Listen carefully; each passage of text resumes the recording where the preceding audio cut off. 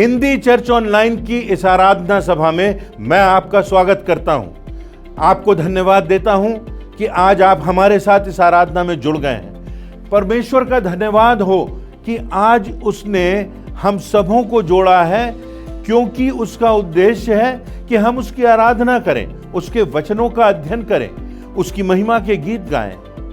प्रार्थना हमारे पास परमेश्वर के द्वारा दिया हुआ वरदान है, महान शक्ति है। इस प्रार्थना के विषय में बहुत से आयाम हैं और उनमें से एक आयाम पर आज हम चर्चा करेंगे। आज आपके जीवन को निश्चित रूप से आशीष मिलेगी। आइए हम आराधना में आगे बढ़ते हैं। उसकी महिमा के लिए हम कुछ गीत गाएंगे, उससे प्रार्थना करेंगे, अपने संबंध प्रार्थना के द्वारा, संवाद के द्वारा परमेश्वर के साथ जोड़ेंगे और पवित्र आत्मा की अगुवाई में उसका धन्यवाद करेंगे, उसकी महिमा करेंगे, अपनी भेंटें चढ़ाएंगे और धन्यवाद भरे हुए हृदय से उसके क्रूस की ओर देखेंगे। तो आइए इस आराधना में हम आगे बढ़ते हैं। पुनः आपका दिल से स्वागत है। परमेश्वर आप सबों को आशीष दे। आप सभी को जय मसीह की। हम धन्यवाद देंगे पिता परमेश्वर को आज के दिन के लिए। आज की आराधना पर परमेश्वर की आशीष मांगेंगे। आइए हम प्रार्थना में जाएं। पिता परमेश्वर धन्यवाद करते हैं सारी आशीषों के लिए। धन्यवाद करते हैं आज के इस दिन के लिए। हम धन्यवाद करते हैं पिता परमेश्वर, हिंदी चर्च ऑनलाइन के माध्यम से आपका वचन हम तक पहुंच पाता है। पिता, हम वक्ता को भी आपके हाथ में सौंपते पिता, जो कुछ भी वो बोलें आपकी ओर से बोलने वाले हो सके। हमारे गीतों का गाया जाना आपको ग्रहण योग हो पिता परमेश्वर। हम धन्यवाद देते हैं प्रभु भोज की विधि के लिए भी पिता, और उस पर भी आपकी आशीष चाहते हैं। सारा आदर महिमा आपको देते हुए इस प्रार्थना को प्रभु यीशु मसीह के नाम से मांगते हैं, आमीन। वचन में इस प्रकार से लिखा है, यहोवा के लिए गाओ, एक नया गीत गाओ, हे सारी पृथ्वी के लोगों, यहोवा के लिए गाओ, यहोवा के लिए गाओ, उसके नाम को धन्य कहो। दिन प्रतिदिन उसके किए हुए उद्धार का शुभ समाचार सुनाते रहो। हम धन्यवाद देंगे पिता परमेश्वर को।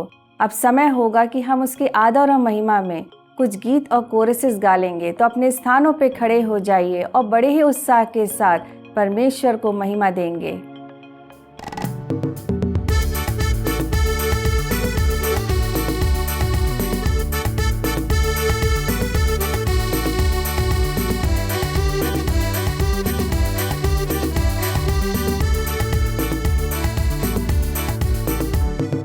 आराधना में है छुटकारा, आराधना में है चंगाई, आराधना में है छुटकारा, आराधना में है चंगाई। शरीर प्राण आत्मा में शांति आनंद देता है, जान से भी प्यारा प्रभु। शरीर प्राण आत्मा में शांति आनंद देता है, जान से भी प्यारा प्रभु। प्रार्थना करे, आराधना करे, वो अच्छा है, कितना भला है। हालेलुया। प्रार्थना करे, आराधना करे, वो अच्छा है, कितना भला है। छुटकारा पाए हमेशा, हालेलुया। छुटकारा पाए हमेशा, छुटकारा पाए हमेशा, हालेलुया। छुटकारा पाए हमेशा। प्रार्थना करो निरंतर, प्रार्थना करो विश्वास से, प्रार्थना करो निरंतर, प्रार्थना करो विश्वास से। धर्मी जन की प्रार्थना, विश्वास की प्रार्थना तोड़ती है सारे बंधन। धर्मी जन की प्रार्थना, विश्वास की प्रार्थना तोड़ती है सारे बंधन। प्रार्थना करे, आराधना करे, वो अच्छा है, कितना भला है। हालेलुया। प्रार्थना करे, आराधना करे, वो अच्छा है, कितना भला है। छुटकारा पाए हमेशा, हालेलुया। छुटकारा पाए हमेशा। हालेलुया छुटकारा पाए हमेशा। मांगोगे तुम्हें मिलेगा, ढूंढोगे तुम पाओगे। मांगोगे तुम्हें मिलेगा, ढूंढोगे तुम पाओगे। खटखटाओ खुलेंगी स्वर्ग की आशीषें, पाओ तुम मुझसे अभी। खटखटाओ खुलेंगी स्वर्ग की आशीषें, पाओ तुम मुझसे अभी। प्रार्थना करे आराधना करे, वो अच्छा है कितना भला है। हालेलुया प्रार्थना करे आराधना करे, वो अच्छा है कितना भला है। छुटकारा पाए हमेशा, हालेलुया छुटकारा पाए हमेशा।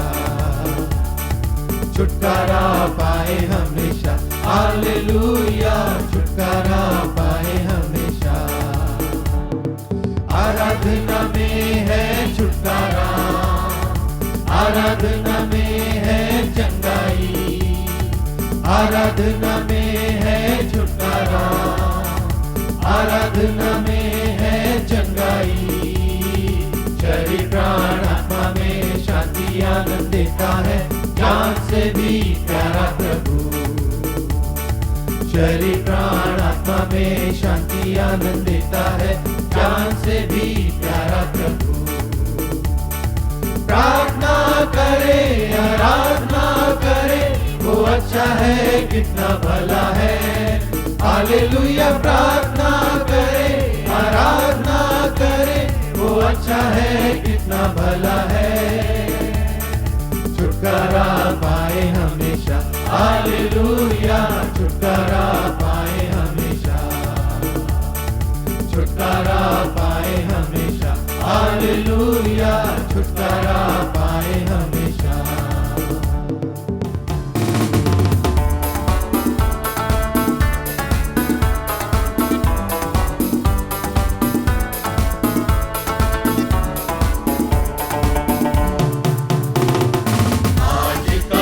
यहोवा ने बनाया है, हम इसमें आनंदित हो, आनंदित हो। आज का दिन यहोवा ने बनाया है, हम इसमें आनंदित हो, आनंदित हो। प्रभु को महिमा मिले, चाहे हो मेरा अपमान। प्रभु को महिमा मिले,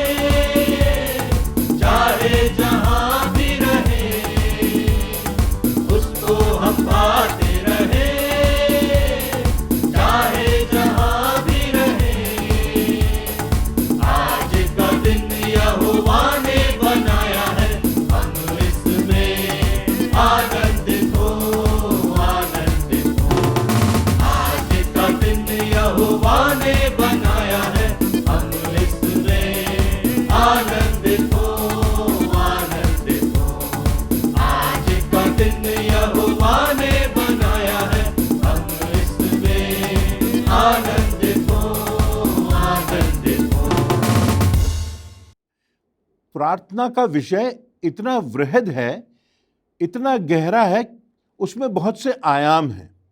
जब हम प्रार्थना की बात करते हैं तो बहुत से प्रश्न भी मन में आते हैं। एक आधारभूत प्रश्न यह आता है कि प्रार्थना करने की आवश्यकता और प्राथमिकता क्यों है।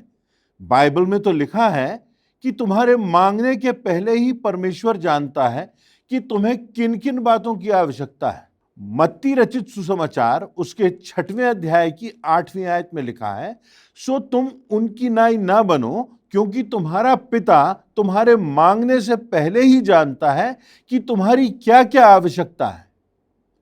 तो जब हम इस आयत को पढ़ते हैं तो हमारे मन में प्रश्न उठता है कि जब पिता पहले से भी जानता है तो फिर प्रार्थना की आवश्यकता क्यों है।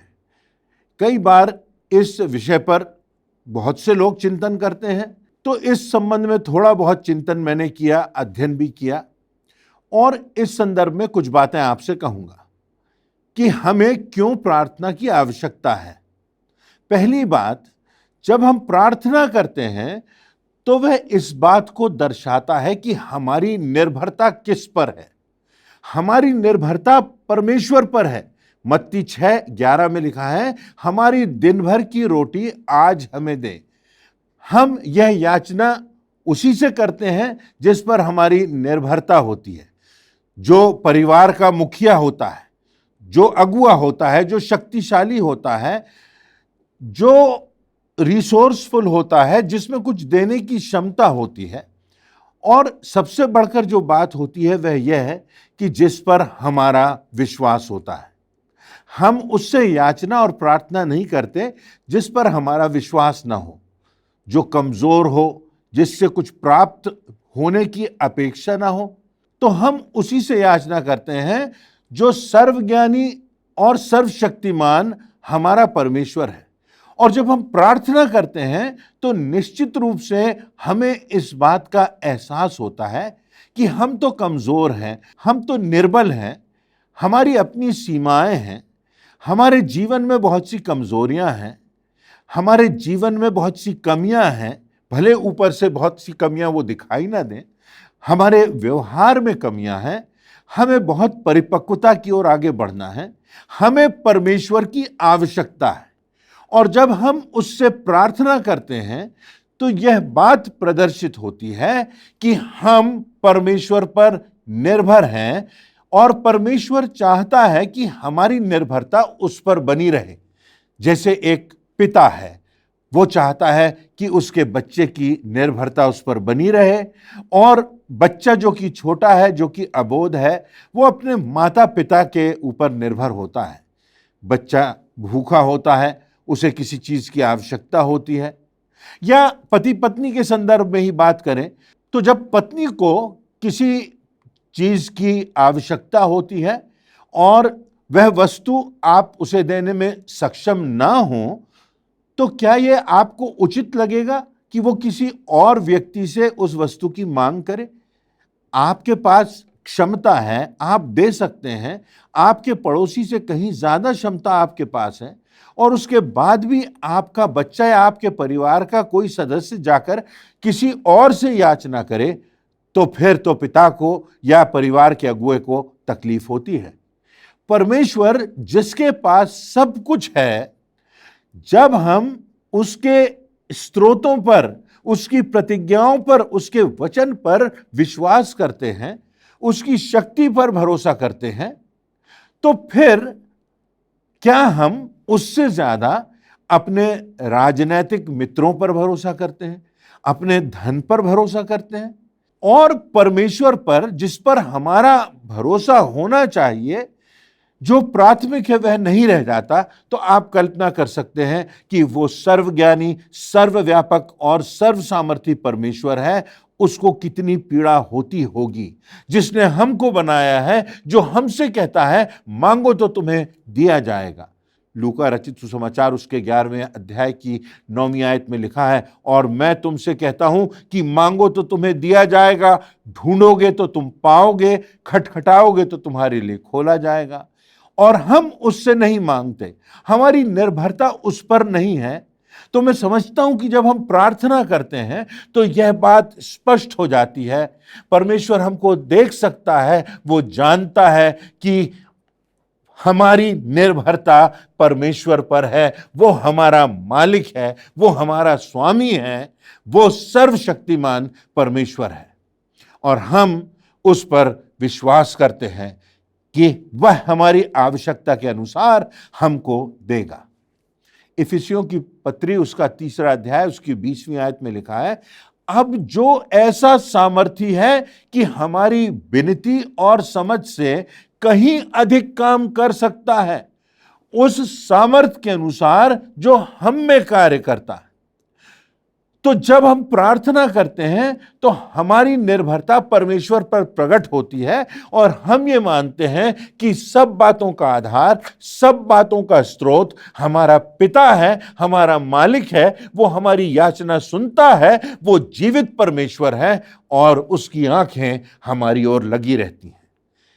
तो हमारी निर्भरता परमेश्वर पर बनी रहे और परमेश्वर उस बात को हमारे हृदय में, हमारी मानसिकता में देख सके, यह आवश्यक बात होती है। तो जब हम प्रार्थना करते हैं तो इस बात की गवाही होती है कि हमारी निर्भरता हमारे परमेश्वर पर, हमारे मालिक पर बनी हुई है। दूसरी बात, परमेश्वर चाहता है कि हम उससे मांगे क्योंकि वो सर्वसामर्थी है। लूका रचित सुसमाचार उसके 11वें अध्याय और उसकी 9वीं और 10वीं आयतों में लिखा है, और मैं तुमसे कहता हूं कि मांगो तो तुम्हें दिया जाएगा। वही बात आ जाती है कि तुम विश्वास तो करो, तुम मांगोगे तो तुम्हारे लिए द्वार खोले जाएंगे, तुमको दिया जाएगा। कितनी बार ऐसा होता है कि जब हमें किसी बात की आवश्यकता होती है, जो बात हमारे जीवन के लिए अच्छी होती है, सही होती है, आवश्यक होती है, तो हम जानते हैं कि परमेश्वर से हमें मांगना है और वो हमको देगा। आपका बच्चा है, अगर वो बड़ा हो रहा है, वो पाठशाला में जा रहा है, उसको पाठ्य सामग्री की आवश्यकता है और वो आपके पास आकर के मांगता है, तो उसकी आवश्यकता जो जायज है आप पूरा करेंगे। आप चाहेंगे कि वो आपसे बातचीत करे, आपके साथ उसका संवाद बना रहे, क्योंकि आप उसके पिता हैं। आप उसको बताएंगे कि बेटे तुम्हें किस रास्ते पर जाना है, कौन से विषय का अध्ययन करना है, तुम में कौन सी योग्यताएं हैं, तुम किस क्षेत्र में आगे बढ़ सकते हो, किस दिशा में तुम्हें बढ़ना है। जीवन से जुड़ी हुई हर एक बात जब हमारा पिता जानता है तो वह हमारा मार्गदर्शन करने में सक्षम है, और इसलिए हमको अपने जीवन का रास्ता और जिस प्रयोजन से परमेश्वर ने हमको इस संसार में भेजा है, हमें उसकी ओर देखना है। परमेश्वर चाहता है कि हम अपनी इच्छा के अनुसार नहीं, दूसरों की इच्छा के अनुसार नहीं, सांसारिकता के आधार पर नहीं, संसार के आकर्षणों के आधार पर नहीं, परंतु परमेश्वर की योजना के अनुसार उससे मांगे। तो उसने कहा कि जब प्रार्थना करते हो तो इस प्रकार से प्रार्थना करो। मत्ती रचित सुसमाचार उसका 6वां अध्याय और उसकी 9वीं आयत के आगे लिखा हुआ है, हे हमारे पिता तू जो स्वर्ग में है, तेरा नाम पवित्र माना जाए, तेरा राज्य आए, तेरी इच्छा जैसे स्वर्ग में पूरी होती है वैसे इस पृथ्वी पर भी पूरी हो। हमारे दिन भर की रोटी आज हमें दे, और जिस प्रकार हमने अपने अपराधियों को क्षमा किया है वैसे तू भी हमारे अपराधों को क्षमा कर। हमें परीक्षा में न ला परंतु बुराई से बचा, क्योंकि राज्य, पराक्रम और महिमा सदा तेरे हैं। और जो प्रमुख बात इसमें हम देख सकते हैं वह यह है कि हम परमेश्वर से कह रहे हैं कि आज दिन भर की रोटी तू हमें दे, आज के दिन से गुजरने की सामर्थ तू हमें दे, आज के दिन में सही निर्णय करने की समझ तू हमें दे, हमारे आत्मिक जीवन को परिपक्व करने के लिए अपने वचन से तू हमें शिक्षा दे, अपने पवित्र आत्मा के अगुवाई में तू हमको आगे बढ़ा। हमको हर दिन रोटी की आवश्यकता होती है, भोजन की आवश्यकता होती है। ऐसा नहीं कि एक बार हमने भोजन कर लिया, हमारा पेट भर गया, तो हमेशा के लिए यह बात हो गई कि हम संतुष्ट हो गए, अब हम तृप्त हो गए, अब हमें भूख नहीं लगेगी। जैसे प्रतिदिन हमको भूख लगती है, जैसे प्रतिदिन हमें रोटी की आवश्यकता होती है, हमको परमेश्वर की निकटता में जाना है, परमेश्वर की ओर अपनी आंखें उठाना है, उस पर हमें निर्भर होना है। और परमेश्वर चाहता है कि हमारा वो गहरा संबंध, हमारा वो गहरा विश्वास उस पर बना रहे। कई बार हमारी आवश्यकताएं पूरी नहीं होती क्योंकि हम मांगते ही नहीं। अगर आप आज एक सूची बनाएं कि आपको किन बातों की आवश्यकता है, हो सकता है आपको कुछ भौतिक वस्तुओं की आवश्यकता हो, आपको बेहतर रहने के स्थान की आवश्यकता हो, आपको बेहतर वाहन की आवश्यकता हो, परंतु वचन में लिखा है कि अगर तुम्हारे जीवन साथी से तुम्हारे संबंध सही नहीं है तो तुम्हारी सुनी नहीं जाएगी। हो सकता है कि हमारी जिंदगी में कोई पाप पल रहा हो, वो ढका हुआ हो, वो छुपा हुआ हो, और हम सोचते हैं कि परमेश्वर से हम मांगेंगे और हमारी आवश्यकताएं पूरी हो जाएंगी। यदि हमारा संबंध परमेश्वर के साथ ठीक नहीं है, यदि हमारा संबंध हमारे जीवन साथी के साथ ठीक नहीं है, यदि हमारी जिंदगी में कुछ छुपे हुए पाप हों और हम परमेश्वर से मांगे, तो परमेश्वर हमारी नहीं सुनेगा, हमारी समस्याएं बनी रहेंगी। यदि हम अपनी मूल आयत पर आ जाते हैं, लूका 11:9, तो वहां पर मांगने की बात है, ढूंढने की बात है और खटखटाने की बात है। हमको मांगना भी है, खटखटाना भी है, ढूंढना भी है। तो इसमें जो बात हमको समझना है वह यह है कि जब हम मांग रहे हैं तो हमको ढूंढना भी है, अर्थात हमको प्रयास भी करना है कि हम स्वयं प्रार्थना का उत्तर बनने के लिए तैयार हैं कि नहीं, हम अपने जीवन को परिवर्तित करने के लिए तैयार हैं कि नहीं, क्या हम अपने संबंध अपने जीवन साथी के साथ ठीक करने के लिए तैयार हैं कि नहीं। जो पाप हमारे हृदय में पल रहा है, जो ढका हुआ पाप है, जो हमारी आत्मा को खोखला कर रहा है, उसको हमें अलग करना है। जब हमारी जिंदगी में ये परिवर्तन आएंगे और हम स्वयं प्रयास करेंगे कि हम प्रार्थना का उत्तर बन सकें, तब फिर परमेश्वर हमारी प्रार्थनाओं का उत्तर देगा। तो हमको मांगना है, हमको ढूंढना है, अर्थात प्रार्थना का उत्तर बनने के लिए तैयार रहना है, और उसके साथ साथ हमको प्रयास भी करना है। लिखा हुआ है खटखटाना भी है, तो हम प्रयास भी करते जाएं। जो प्रार्थना है वो कोई जादू के समान नहीं है कि हमने मांगा और किसी जादू के समान कोई चीज हमारे सामने आ गई। परमेश्वर कोई जादूगर नहीं है, परंतु परमेश्वर सर्व सामर्थी है, वो हमारी जिंदगी में महान काम कर सकता है। तो परमेश्वर पर हमारी निर्भरता बनी रहे, परमेश्वर के सामने यह बात स्पष्ट रहे कि हम अपनी जिंदगी को सुधारने का, बेहतर बनाने का प्रयास कर रहे हैं, कि हमारा जो हृदय है वो शुद्ध हो सके, हमारे संबंध सही हो सके, और हम प्रयास भी कर रहे हैं कि हम प्रार्थना का उत्तर बन सके। याकूब की पुस्तक उसके 2 अध्याय की 15वीं और 16वीं आयत में लिखा है, यदि कोई भाई या बहन नग्न या उघाड़े हों और उन्हें प्रतिदिन भोजन की कमी हो, और तुम में से कोई उनसे कहे कुशल से जाओ, गर्म रहो, तृप्त रहो, पर जो वस्तुएं देह के लिए हैं, जो आवश्यक वस्तुएं हैं, उन्हें ना दे, तो क्या लाभ होगा। क्या हम प्रार्थना का उत्तर स्वयं बनने के लिए तैयार हैं? यदि कोई हमारे पास आता है और उसको आवश्यकता है भोजन की, वस्त्रों की, और हम दे सकते हैं और हमें देना है, तो हम कहें कि हम प्रार्थना करेंगे तुम्हारे लिए, पर हम प्रयास कुछ ना करें, तो ऐसा प्रार्थना का जीवन व्यर्थ होगा।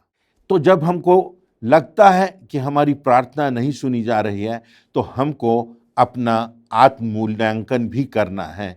यह बात बहुत आवश्यक है। हमारी हिंदी चर्च ऑनलाइन की जो टीम है, उसमें एक विशिष्ट परिवार है, और उस परिवार में प्रतिदिन प्रार्थना होती है। और जो आश्चर्यजनक बात है वो ये कि परिवार के सदस्य, चाहे वो दूर हों, चाहे वो निकट हों, चाहे वो इंटरनेट के माध्यम से जुड़ सकें, परंतु वो सब मिलकर के प्रार्थना प्रतिदिन करते हैं। तो वही उस परिवार की शक्ति है। क्या हम ऐसा कह सकते हैं कि हम प्रतिदिन प्रार्थना करते हैं? क्या हम ये कह सकते हैं कि हमारी निर्भरता परमेश्वर पर है? मैं और मेरी पत्नी इस बात के लिए प्रतिबद्ध हैं कि हर दिन सुबह जब होती है तो दिनचर्या का प्रारंभ हम परमेश्वर के वचन के पठन से, उसकी शिक्षा से और प्रार्थना के साथ करेंगे। हर दिन जब वो दिन समाप्त होता है तो मैं और मेरी पत्नी इंदु इस बात के लिए प्रतिबद्ध हैं कि हम इससे पहले कि हमें नींद आए, हम साथ में मिलकर प्रार्थना करेंगे, परमेश्वर के हाथों में अपने जीवन को, अपने परिवार को सौंपेंगे और परमेश्वर से क्षमा मांगेंगे। अगर उस दिन मन वचन कर्म से किसी भी प्रकार का अपराध हमसे हुआ है तो परमेश्वर की क्षमा हमको प्राप्त होना आवश्यक है। तो इसलिए हमें प्रार्थना करना है। परमेश्वर जो जानता है हमें किन बातों की आवश्यकता है, तो परमेश्वर उस प्रार्थना के चित्र में चाहता है कि हम भी हों, हमारा निवेदन भी हो, उसी से हमें आशा करना है। किसी ने कहा प्रभु यीशु मसीह ने अपने चेलों को आश्चर्य कर्म करना नहीं सिखाया। प्रभु यीशु मसीह ने अपने चेलों को यह नहीं सिखाया कि कैसे अच्छा उपदेश दिया जाए, परंतु प्रभु यीशु मसीह ने अपने चेलों को प्रार्थना करना सिखाया। प्रभु यीशु मसीह जो हमारा आदर्श है, हम उसकी बातों पर ध्यान देंगे। और जब प्रभु यीशु मसीह को प्रार्थना की आवश्यकता थी कि प्रतिदिन वह परमेश्वर से प्रार्थना करता था ताकि वो आत्मीय संबंध बना रहे, तो हम लोगों को कितनी अधिक प्रार्थना की आवश्यकता है। हम परमेश्वर पर निर्भर रहें और परमेश्वर पर हमारी यह निर्भरता बनी रहे।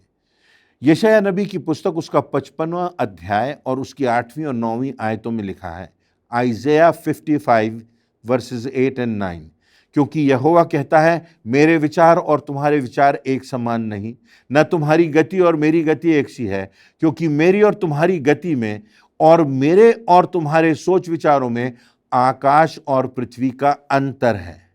मनुष्य मनुष्य है, परमेश्वर परमेश्वर है। मनुष्य की सोच और परमेश्वर की सोच में एक बहुत बड़ा अंतर है, और इसलिए हमें यह भी समझना है कि परमेश्वर के समय और हमारे समय में भी अंतर है। हम जिस समय जैसा उत्तर चाहते हैं, हो सकता है उस समय वैसा उत्तर ना मिले। परमेश्वर के समय से परमेश्वर हमको उत्तर देगा। यूहन्ना 11 उसकी 21वीं आयत में लिखा हुआ है, मार्था ने यीशु से कहा, हे प्रभु, यदि तू यहाँ होता तो मेरा भाई कदापि ना मरता। मार्था तो अपने भाई की चंगाई की बात कर रही थी, परंतु प्रभु यीशु मसीह उससे बढ़कर करने वाले थे। लाजर की मृत्यु हो गई और 4 दिन के पश्चात प्रभु यीशु मसीह वहां पहुंचे और उन्होंने उस मरे हुए लाजर को जीवित कर दिया। यदि प्रभु यीशु मसीह उसे चंगाई देते तो एक बहुत सामान्य छोटा सा आश्चर्य कर्म होता, परंतु प्रभु यीशु मसीह के समय के अनुसार वो जब वहां पहुंचे, मार्था की दृष्टि में, मरियम की दृष्टि में, लोगों की दृष्टि में, तो वो सोचते होंगे कि प्रभु यीशु मसीह ने देर कर दी, परंतु प्रभु यीशु मसीह जब वहां पहुंचे तो एक महान आश्चर्य कर्म हुआ और दूर दूर तक प्रभु यीशु मसीह का यश फैलता गया। हमारी सोच और हमारी समझ से कहीं बढ़कर परमेश्वर की सोच और समझ होती है, और इसलिए हमें निराश नहीं होना है, क्योंकि आवश्यक नहीं कि हमारी इच्छा के अनुसार, हमारे मांगने के अनुसार, हमारे समय के अनुसार प्रार्थना का उत्तर हमको मिले, परंतु हमको निरंतर प्रार्थना करने में लगे रहना है। एक और बात, हमको इस भावना से प्रार्थना नहीं करना है कि हम कहीं अधिक बड़े धर्मी हैं, हमको कहीं विशिष्ट सामर्थ्य मिली है, परंतु जब हम प्रार्थना करें तो हम विनम्रता से करें। जब हम प्रार्थना करें तो हमारे हृदय में दीनता हो। मत्ती रचित सुसमाचार उसका 6वां अध्याय उसकी 5वीं और 6वीं आयतों में लिखा है, जब तू प्रार्थना करे तो कपटियों के समान ना हो, क्योंकि लोगों को दिखाने के लिए सभाओं में और सड़कों के मोड़ों पर खड़े होकर प्रार्थना करना उनको अच्छा लगता है। मैं तुमसे सच कहता हूं कि वे अपना प्रतिफल पा चुके, परंतु जब तू प्रार्थना करे तो अपनी कोठरी में जा और द्वार बंद करके अपने पिता से जो गुप्त में है प्रार्थना कर, और तब तेरा पिता जो गुप्त में देखता है वह तुझे प्रतिफल देगा। हमको अपने आप को अति धर्मी समझकर सेल्फ राइचसनेस की भावना से प्रार्थना नहीं करना है। विनम्रता से परमेश्वर के सामने झुककर प्रार्थना करना है। मनुष्यों को दिखाने के लिए, मनुष्यों को खुश करने के लिए हमें प्रार्थना नहीं करना है। लूका 18 उसकी 9वीं आयत के आगे लिखा हुआ है, और उसने कितनों से जो अपने ऊपर भरोसा रखते थे कि हम धर्मी हैं और औरों को तुच्छ जानते थे, यह दृष्टांत कहा कि 2 मनुष्य मंदिर में प्रार्थना करने के लिए गए, एक फरीसी और दूसरा चुंगी लेने वाला। फरीसी खड़ा होकर मन में यूं प्रार्थना करने लगा कि हे परमेश्वर, मैं तेरा धन्यवाद करता हूं कि मैं और मनुष्यों की नाई अंधेर करने वाला, अन्यायी और व्यभिचारी नहीं, और ना इस चुंगी लेने वाले के समान हूं। मैं सप्ताह में 2 बार उपवास रखता हूं, मैं अपनी सब कमाई का 10वांश देता हूं। परंतु चुंगी लेने वाले ने दूर खड़े होकर स्वर्ग की ओर आंखें उठाना भी ना चाहा, वरन अपनी छाती पीट पीट कर कहा, हे परमेश्वर, मुझ पापी पर दया कर।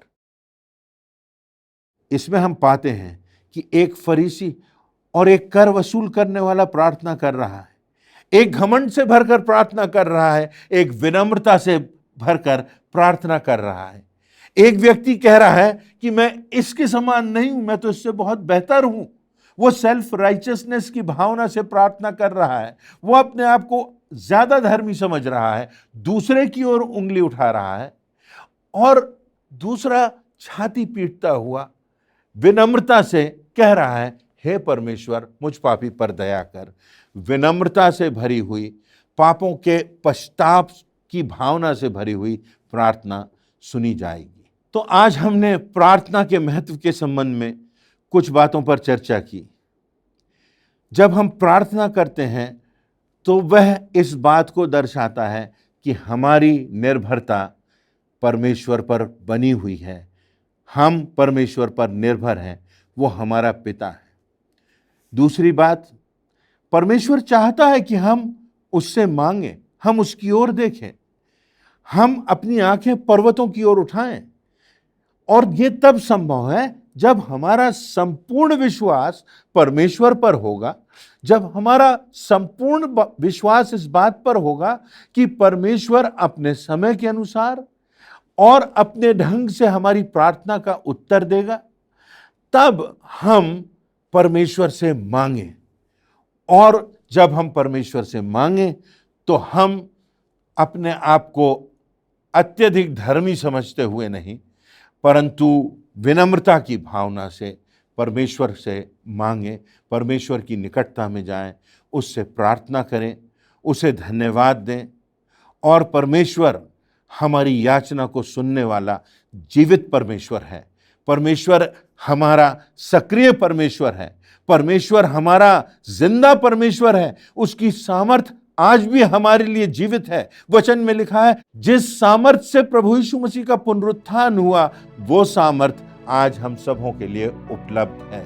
और इसीलिए प्रभु यीशु मसीह कहते हैं, तुम मुझसे भी बड़े बड़े कार्य करोगे। तो आइए हम प्रार्थना पर विश्वास करें, पिता पर विश्वास करें, और हमारा सारा ध्यान संसार की ओर से, सांसारिकता से हट करके, लोगों से हट करके परमेश्वर की ओर लगा रहे, क्योंकि उसी ने हमें जिंदगी दी है, और जिंदगी के बाद अनंत जीवन भी हमें उसी से प्राप्त होगा। तो आइए इन बातों को समझते हुए हम अपने जीवन में इस बात की निश्चितता करें कि हम परमेश्वर पर निर्भर रहेंगे, उससे हमारा संबंध बना रहेगा, क्योंकि वो हमारा पिता है, हमारा स्वामी है और हमारा मालिक है। और विनम्रता से अपने जीवन को पवित्र और शुद्ध बनाते हुए उसके चरणों में हम जाएंगे।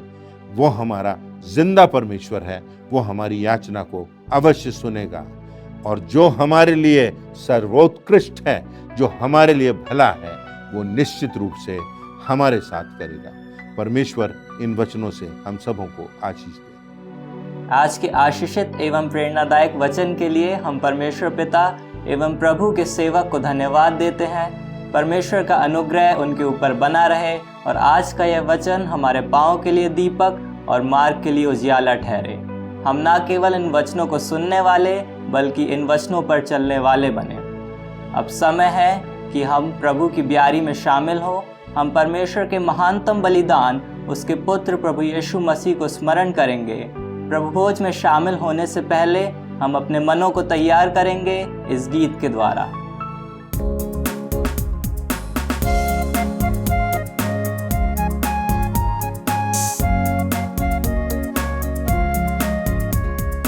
और किसी बात की बड़ाई ना करे, यीशु मसीह के क्रूस को छोड़। और किसी बात की बड़ाई ना करे, यीशु मसीह के क्रूस को छोड़। यीशु मसीह के क्रूस को छोड़ प्यारो, यीशु मसीह के क्रूस को छोड़। यीशु मसीह ने शरीर में आके पाप पर दंड की आज्ञा दी। यीशु मसीह ने शरीर में आके पाप पर दंड की आज्ञा दी। पाप पर दंड की आज्ञा दी प्यारो, पाप पर दंड की आज्ञा दी। जब मैं पापी हो ही रहा था, मेरे लिए वो मर गया। जब मैं पापी हो ही रहा था, मेरे लिए वो मर गया। मेरे लिए वो मर गया प्यारो, मेरे लिए वो मर गया। उसके संग जो हम दुख उठाएं, तो महिमा भी पाएंगे। उसके संग जो हम दुख उठाएं, तो महिमा भी पाएंगे। तो महिमा भी पाएंगे प्यारो, तो महिमा भी पाएंगे। मैं तो नहीं पर यीशु मसीहा, वो ही मुझ में जीता है। मैं तो नहीं पर यीशु मसीहा, वो ही मुझ में जीता है। वो ही मुझ में जीता है प्यारो, वो ही मुझ में जीता है। और किसी बात की बड़ाई ना करे, यीशु मसीह के क्रूस को छोड़। अब हम आराधना के केंद्रीय भाग में पहुंच चुके हैं और प्रभु की मेज में हम सब सहभागी होंगे। जिस रात प्रभु यीशु मसीह पकड़वाए जाने पर था, उसने रोटी ली और धन्यवाद करके उसे तोड़ी और कहा, ये मेरी देह है जो तुम्हारे लिए तोड़ी जाती है, मेरे स्मरण के लिए यही किया करो। इसी रीति से उसने ब्यारी के पीछे कटोरा भी लिया और कहा, ये कटोरा मेरे लहू में नई वाचा है, जब कभी पीते हो तो मेरे स्मरण के लिए यही किया करो। आइए हम इस ब्यारी के लिए परमेश्वर को धन्यवाद देंगे और प्रार्थना में जाएंगे। हमारे जीवते और सामर्थी पिता परमेश्वर, तेरा धन्यवाद देते हैं जीवन की सारी आशीषों के लिए जो तेरी ओर से हमें प्राप्त होती हैं। प्रभु यीशु मसीह हमारे लिए मारा गया, गाड़ा गया और मृत्यु में से जी उठा, ताकि हम अनंत जीवन को प्राप्त करके सारी आशीषों के लिए तुझे धन्यवाद देने वाले हो सके। पिता पर इस ब्यारी पर हम तेरी आशीष चाहते हुए इस विनती को प्रभु यीशु मसीह के नाम से मांगते हैं, आमीन। प्रभु की मेज तैयार है, आइए हम सब इसमें सहभागी हों।